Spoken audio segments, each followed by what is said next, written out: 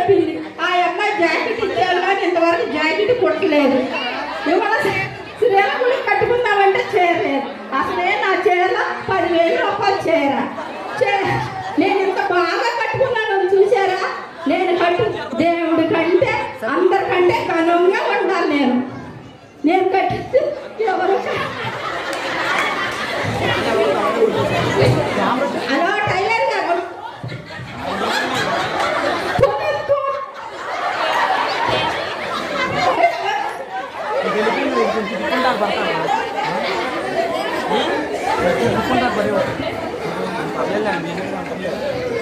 అయ్యో ఈ టైలర్ గారు ఎక్కడుందో ఏమో మరి ఫోన్ చేస్తుంటే ఫోనే చెప్పదు. Hello hello ఎక్కడున్నావమ్మా?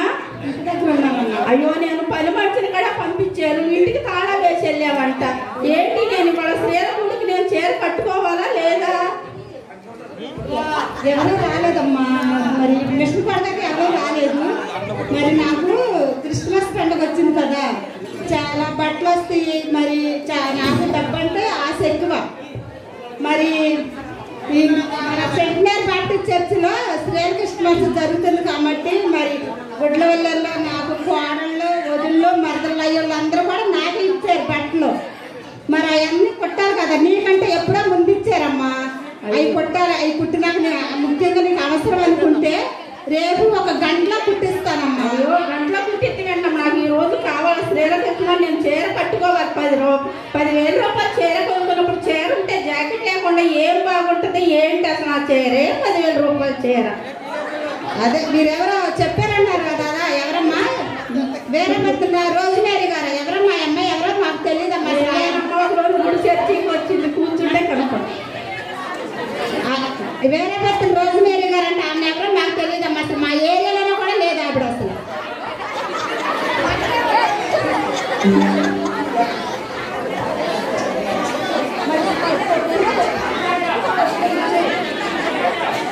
హలో చెప్పని హలో చెప్పమ్మా. చీరమ్మా జాకెట్ పని మనిషి వస్తుందో 1/2 గంటలో కుట్టించు. ఇస్తానమ్మా. రేపు 1 గంటలో కుట్టిస్తాను. మోడల్ గదులుగా పెట్టమన్నావు కాబట్టి మోడల్ లేకుండా ఏం బాగుంటుంది? ఛార్జ్ ఎక్కువ అవుద్దమ్మా. అంటమ్మా 3,000 రూపాయలు అవుతుందమ్మా. తెలుసా?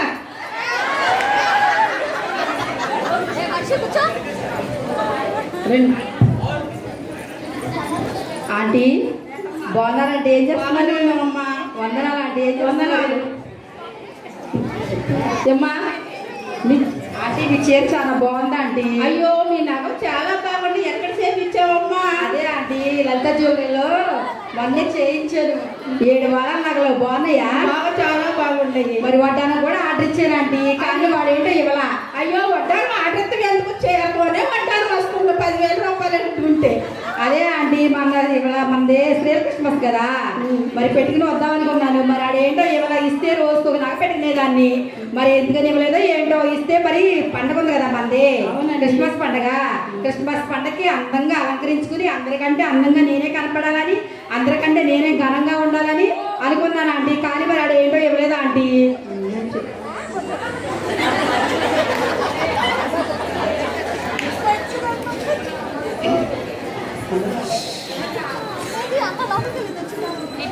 వందనాలమ్మా. ఏంటి ఏం మాట్లాడుకుంటున్నారు? ఏం మాట్లాడుకుంటూ ఏముందరా? ఎవరు శ్రీకృష్ణమస్ పండగ కింద మనకి చర్చిలో ఈ చీర చూసే నాకు ఇంకేమి ఉండదు. చీర పొందినట్టుగా చాలు, చాలు నాకు. క్రిస్మస్ వస్తుంది కదా, మరి వంటలు ఏం చేసుకున్నారు? అయ్యో నాకు వంటలు అలవాట్లేదు. నా పని మనిషి ఉందా చేసే వంటలు. ఎంతసేపు చీరలు నగలేనా? వేసుకోవాలంటే ఆరోగ్యంగా ఉండాలి, మంచిగా వంటలు చేసుకుని తినాలి. మరి క్రిస్మస్ వస్తుందా, మంచిగా వంటలు చేసుకోవాలా? అవి నాకు అలవాట్లు ఉండవు. నాకు పట్ట ఒంటికి చీరలు పెచ్చే, ఎంతసేపు చీరలు పెచ్చే. ఏ చీర కట్టుకోవాలా? నా చీర ఎంత అనుకున్నా పరానా పొట్టు, అగోరా పొట్టు, కంచి పట్టు చీర అందు బాగుంది. మరి క్రిస్మస్ వస్తుంది కదా, మంచిగా వంటలు చేసుకోవాలా? పిండి వంటలు చేసుకోవాలి, డబ్బాల్లో పెట్టుకోవాలి. మరి బిర్యానీ చేసుకుంటే గుమగుమలంటూ 4 వీధులకు వెళ్ళాలా? మంచిగా వంటలు చేసుకోవాలి కదా. నాకు అలా వంటలు చేసుకోవాలి. వంటకం అంటే చాలా ఇష్టం. నేను కూడా మంచిగా వంట చేసుకుని నా కుటుంబంలో ప్రతి ఒక్కరిని ఆరోగ్యవంతులుగా చూసుకుంటున్నాను. అసలు నాకు ఆ అలవాట్లు ఉండవమ్మా. వంటల కోసం నేను వెళ్ళను. పెడితే తినడం లేతలేదు. మీరు మంత్రి సత్యనారాయణ గారి చిట్కాలు చూస్తున్నారా? నేను చూడను అసలు. అట్టంటే నాకు బురకే ఎక్కువ. నేను చూడను. చీరలు పెంచాయి ఎంత చేపు చీర కట్టుకుని వెళ్తామే నా డ్యూటీ. అవి చూడండి అమ్మా, మంచి మంచి చిట్కాలు ఉంటాయి, వస్తున్నాయి. మీరు నేర్చుకుని మంచిగా ఆరోగ్యవంతులుగా ఉండండి. నేను చూడండి ఆ చిట్కాలు చూసి మంచిగా ఆరోగ్యంగా ఉంటున్నాను. అలాగే మంచిది.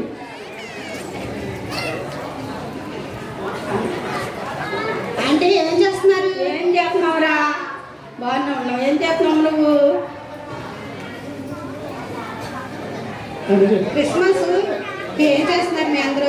ఏం చేస్తున్నావురా? క్రిస్మస్ పండుగ వచ్చిందిగా, షాపింగ్ అని వెళ్ళాను. ఏదో కొత్త ఎలాంటి చీరలు వస్తాయో చూస్తే షాపింగ్ లో చీరలు లేవు. వచ్చేసి నీరసంగా కూర్చున్నాను. మంచిగా వంటలు సిద్ధపరిచాను. ఇంతకీ క్రిస్మస్ కదా, నువ్వే వంటలు చేసావమ్మా? క్రిస్మస్ కదా, నేను ఇల్లు శుభ్రం చేస్తున్నా. ఇల్లు శుభ్రం చేయడం అంటే నాకు చాలా ఇష్టం.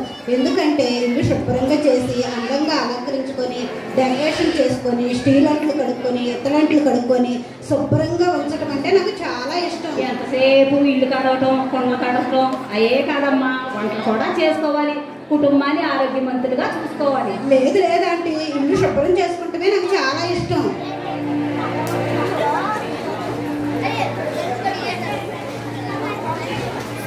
అందరూ ఏం చేస్తున్నారు? మంచి హడావిడిగా ఉన్నారు. క్రిస్మస్ వస్తుంది కదా, నేను ఇల్లు శుభ్రపరుస్తున్నా. ఏం చేస్తున్నావమ్మా? చీరలు కొనుక్కుంటాకెళ్ళాను షాపింగ్కి. చీరలు కొనుక్కుని వద్దామంటే గాలి దెబ్బ కొట్టింది. చీరలో ఏ మంచి చీరలో రాలేదు. కొత్త చీరలు వస్తాయని చూసా, వెరైటీలు ఏమీ రాలేదు. గాలి దెబ్బ కొట్టింది. నీరసంగా ఉన్నానమ్మా. ఏం చేయను? అందుకే సీరియల్ బాగా చూస్తే సీరియల్లో మంచి మోడల్స్ ఉన్నాయి. నేను అందుకే చర్చ కూడా మానేసి సీరియల్ చూస్తున్నాను. అత్తారింటికి దారేది సీరియల్లో అత్తగారు వేసుకున్న నగలు చూసారా? ఆ నగలు కావాలంటే సీరియల్ బాగా చూడాలి. కంటిన్యూగా సీరియల్ చూడాలి. సీరియల్ చూడండి.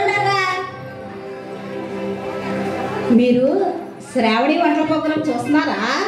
ఇంకేముందులంటే బయటనే తెచ్చుకుని తినొచ్చు. ఆన్లైన్లో పెట్టుకుని ఇంటిగా వచ్చేస్తుంది. సీరియల్ ఇంపార్టెంట్ సవాల్ కదా. అందులో మంచి మంచి వంటలు చూపిస్తున్నారా? బాగా వంటలు చేసుకుని మీ కుటుంబాన్ని అంత ఆరోగ్యంగా చూసుకోండి. ఇంత కూర్చుంటే సరిపోతుందండి. సీరియల్ చూడాలి కానీ.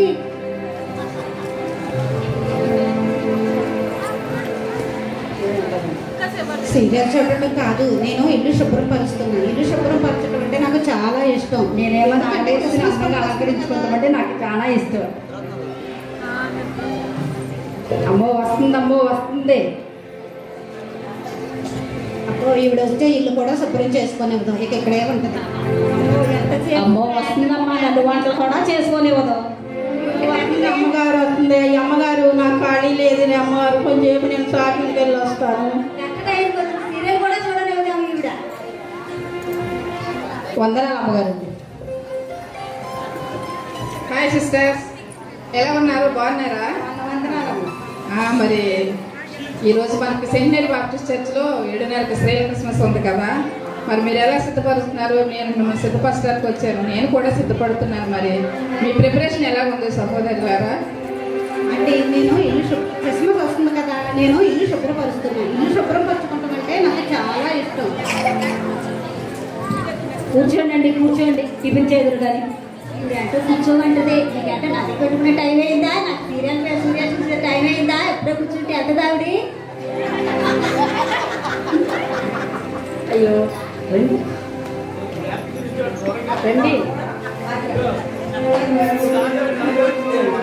అమ్మగారు నాకు టైం లేదు. నేను బయట షాపింగ్కి వెళ్తున్నాను కానీ తర్వాత ఫోన్ చేద్దరు కానీ, ఫోన్లో ప్రార్థన చేద్దరు కానీ అమ్మగారు. ఏంటి పాఠం గారు చెప్పి సీరియల్ అని అయిపోయినట్టు ఖాళీ టైం ఉంటుంది చూడండి, అప్పుడు పెట్టమనండి ప్రార్థన. ఖాళీ టైం చూస్తాం. లేదు సహోదరి, నేను కూర్చోడానికి రాలేదు. ఈరోజు మనకి క్రిస్మస్ కదా, అందువల్ల మేము సిద్ధపరచడానికి వచ్చినాను. మరి సహోదరి మీరు ఏం చేస్తున్నారు? క్రిస్మస్ వస్తుంది కదా, నేను ఇల్లు శుభ్రం చేస్తున్నా. ఇల్లు శుభ్రం చేయడం అంటే నాకు చాలా ఇష్టం. సహోదరి ఇల్లు శుభ్రం చేసుకోవచ్చు, లోపల సామాన్లని తోముకోవచ్చు, తప్పులేదు. కానీ హృదయాన్ని శుద్ధి చేసుకోవాలి సహోదరి. ఏంటంటే హృదయ శుద్ధి గల వారి ధన్యులు, వారి దేవుని చూచెదరని చెప్పారు కదా. అందుని బట్టి హృదయాన్ని శుద్ధి చేసుకోవాలి. మన హృదయము పాత హృదయం, రోత హృదయాన్ని యేసే రక్తంలో కడుక్కోవాలి సహోదరి. అంతేగాని ఎప్పుడు మన ఇంట్లో స్టార్ పెట్టుకుందామా, క్రిస్మస్ పెట్టుకుందామా అని అనుకోవద్దు సహోదరి. అది క్రిస్మస్ కాదు, దేవునికి మొదటి స్థానం ఇవ్వాలి సహోదరి.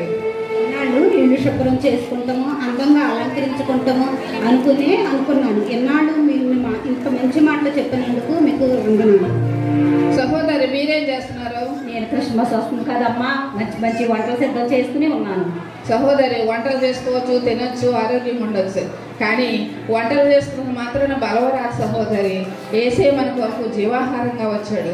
మనుషులు రొట్టె వల్ల మాత్రం కాదు, దేవుని నోటి నుండి ప్రతి మాట వల్ల జీవిస్తాడు. కాబట్టి వంటలు వండుకొని 10 వీధులకి గుమాయింపుగా పెట్టడం కాదు.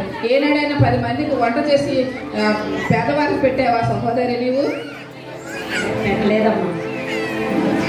ఇప్పటి వరకు నేను వంటలు చేసుకుంటేనే మంచి ఆరోగ్యంగా ఉంటాం అనుకున్నాను.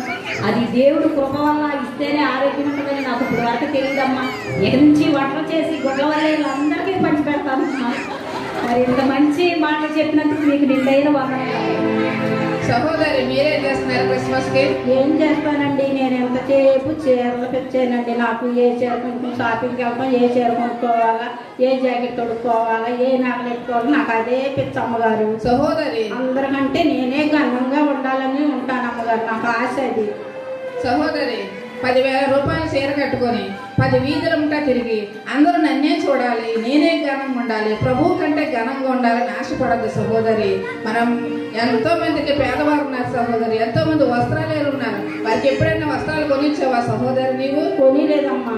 మరి యేసయ్య నమ్ముకుంటే రక్షణ వస్త్రం వస్తుంది. ఆ రక్షణ వస్త్రాన్ని మళ్ళీ వండించుకోకూడదు. ఆయన మహిమ వస్త్రం ఇస్తాడు, ఉల్లాస వస్త్రం ఇస్తాడు. దేవుని నమ్ముకుని ఉంటే నిజంగా మీకు దేవుని రాజ్యంలో మంచి స్థానం ఉంటుంది సహోదరి. నేను దేవుని ఇప్పుడు ఉండి తెలియదు, నేను వస్త్రాలు ఏం చూసుకుంటే నేను చూసుకున్నాను, కానీ ఇప్పుడు లేబర్ కాడ 4 చీరలు పంచి పెడతాను. సహోదరి మీరేం చేస్తున్నారు? నేను ఎంతసేపు నగలు వేసుకుంటాం, అందరికంటే అందంగా నేనే కనపడాలని, నగల్లో నేనే అందరికంటే ఘనంగా ఉండాలని ఎంతసేపు నేను నగల గురించి ఆలోచిస్తాను. సహోదరి 7 వారాలు నగలేసుకుని 10 మంది చూడాలని, నన్నే చూడాలని ఎప్పుడు ఆశపడకూడదు సహోదరి. ఇక్కడ క్షయమైపోయే నగల కొరకు ఎప్పుడు కూడా మనసు పెట్టుకోవద్దు సహోదరి. అక్షయమైన అలంకారం ఉంది. దేవుడు మనకి బంగారు కిరీటాలు, మహిమ కిరీటాలు, పరిశుద్ధ కిరీటాలు ఇస్తాడు. ఆ వీధులు బంగారు వీధులు మనం నడిపిస్తాడు సహోదరి. ఎప్పుడు కూడా ఇహలోకమైన నగల మీద ఆశ పెట్టుకోకూడదు. అది క్రిస్మస్ కాదు సహోదరి. ఇక నుంచి నేను ఈలోక నగల గురించి ఆశపడను. దేవుడి కోసమే నేను జీవిస్తాను, దేవుడిని ధరించుకుని మరి దేవునితోనే నడుస్తాను. ఈ మంచి మాట చెప్పినందుకు మీకు వందనాలు. సహోదరి మీరేం చేస్తున్నారు? నేను మిషన్ కుడతాను.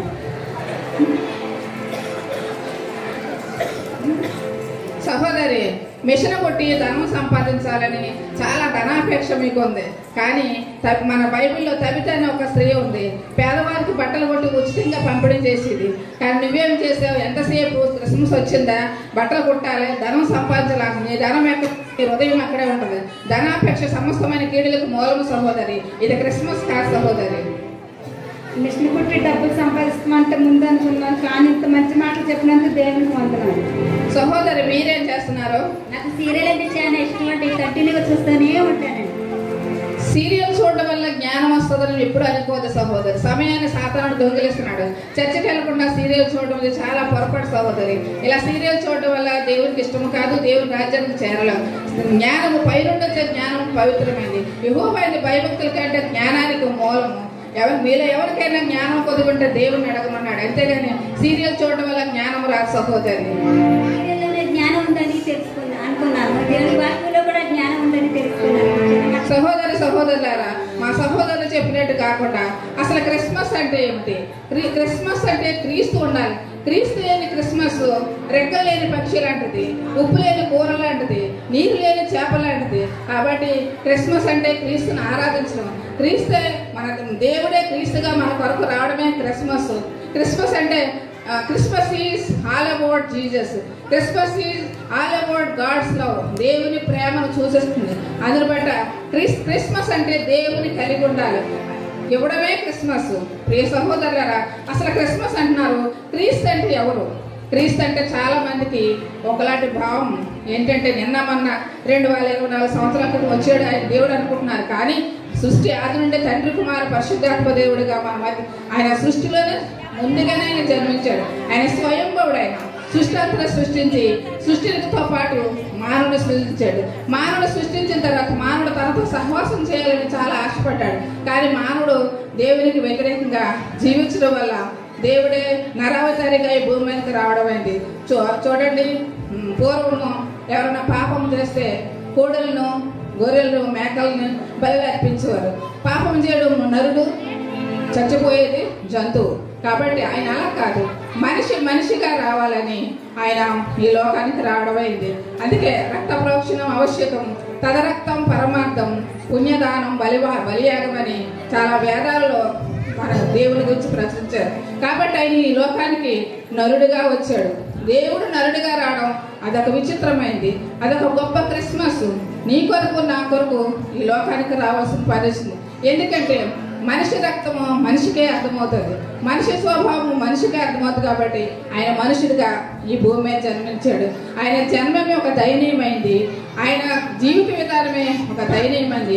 నువ్వు చేసిన నేను చేసిన పాపానికి ఆయన శిక్ష అనుభవించవలసింది.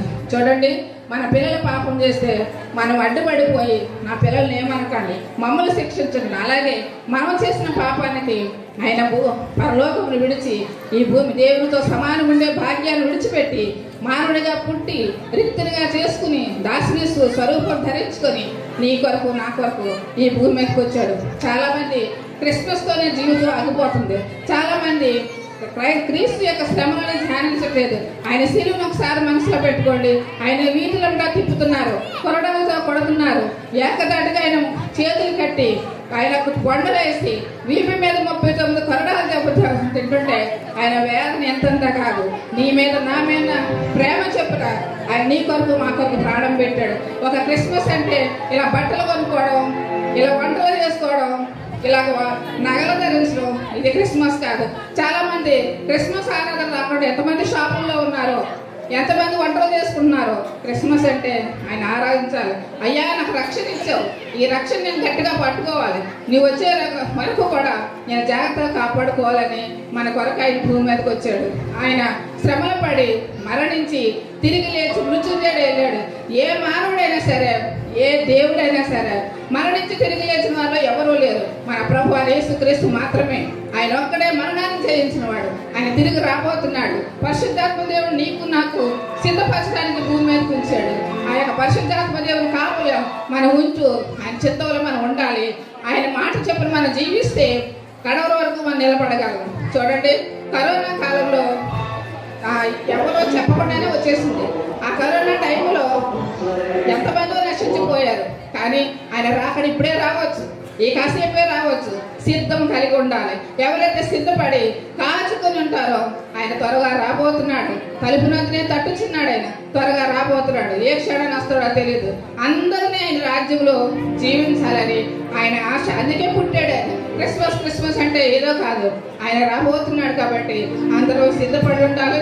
మన దైవజనులు సుధీర్ కుమార్ గారు చెప్పిన వాక్యాన్ని, పాస్టర్ గారు స్వప్న గారు చెప్పిన వాక్యాన్ని మనం శ్రద్ధగా వహిస్తూ దేవుని కొరకు నిలబడదాం.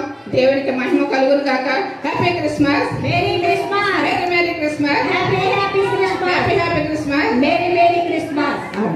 అందరికీ వందనాలు.